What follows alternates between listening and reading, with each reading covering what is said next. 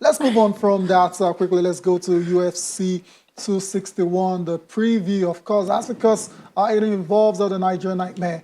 Kamaru Usman will be making his fourth title defense and the second against Jorge Masvidal. That's going to be in Jacksonville, Florida. And there you go. That's the tail of the tape between Masvidal and the Nigerian Nightmare. Nigeria versus USA, 33 and 35. Kamaru is the taller fighter. He has the longer reach. He's got a better record. So everything points in the direction of another dominant performance from the Nigerian Nightmare. And that's all we all be hoping for this Saturday. Of course, it's going to be Sunday morning, Nigerian time. We're not having 3 this. a.m. or 4 a.m. Yep. Yeah, thereabouts. So I might as well just get a few hours of sleep, wake up, and get ready to watch this blockbuster of a fight between Masvidal and Kamaru Usman. We're not having this conversation alone. Santos Hailele will be joining us to do a preview of this fight involving Kamaru Usman and Jorge Masvidal. Santos, of course, is a Nigerian taekwondoist, so he knows a few things about mixed martial arts. Santos, good morning.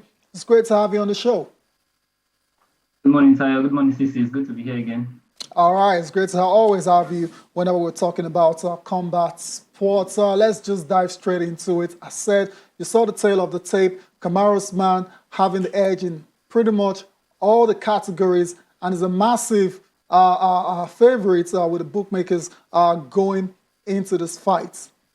How are you expecting this bout to play out considering what happened in the first bout in Abu Dhabi, where it was a dominant victory for the Nigerian Nightmare? Are we going to see anything different? Because the excuse then was that Masvidal took the fight on 6 days' notice. What's going to be different this time around? First of all, I'd like to speak about the fact that everyone keeps saying Masvidal took the fight with 6 days' notice. Kamaru also took the fight with Masvidal with the same 6 days notice because he was training for someone else and then he had COVID. So if I'm training for a specific kind of fighter and then I'm told that, hey, with 6 days, you're no more fighting this guy, you're fighting a totally different kind of fighter, I also have the same disadvantage that that person has. So I'm going to just throw that aside.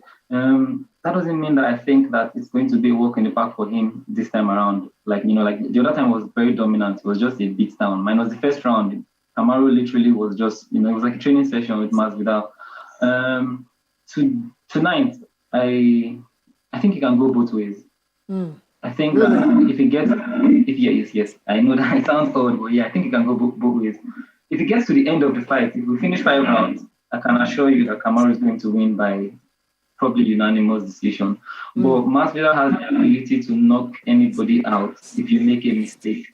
So it then depends on what formula Kamaru takes into this game. If Kamaru tries to be the same guy I know him to be, disciplined, patient, he doesn't try to be flashy, he's not trying to impress anybody, he's just trying to win.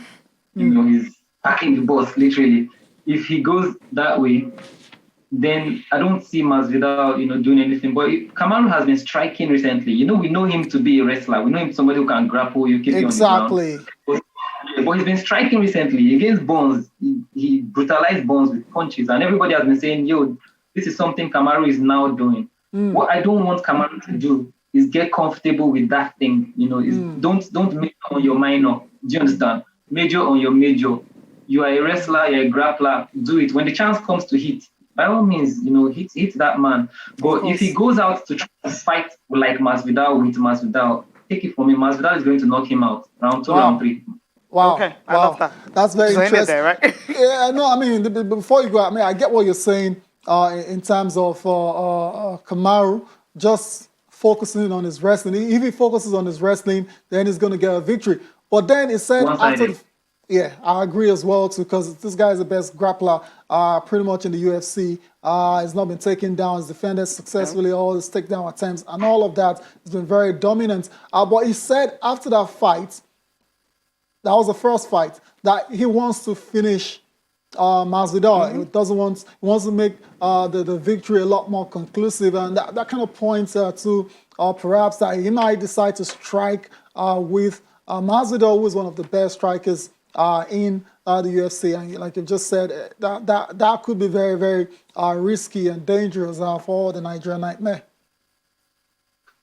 Usman might say those things, but Usman would not get carried, except he changes his style. He won't get carried away and try to look for a knockout. He will first try to win before he looks for a knockout. So if he takes 5 rounds and wins by an unanimous decision, that's fine by him. It doesn't mean when he grapples Masvidal and their opponents, he won't take them. And Masvidal also has a bit of emotions attached to this one because he's trying to prove a point. And I'll tell you this for free. The emotional fighter is the weaker fighter. So Masvidal also has his own weaknesses because he might be coming to try and prove a point, and that will be his own undoing. I would advise Masvidal if I met him in person that, Baba, please, just keep your emotions aside and do UFC. Fight with tactics, fight like a thinker. If he goes there to try and find one flashy kick or that his knee thing, looks for how to just quick, he might be the one who gets ended quickly. On the other hand, if he does the same thing, he might be the one getting that knee from Masvidal. So I can't put my money on anybody. I can't. Okay. Wow, that's very interesting. Yeah. Santos, thank you very much. It's interesting that you cannot place your money on anyone because the bookmaker's favorites is clearly Kamaru Usman. But thank you very much. I understand you might want to save your money, not taking any chances with it at all in these very, very difficult times.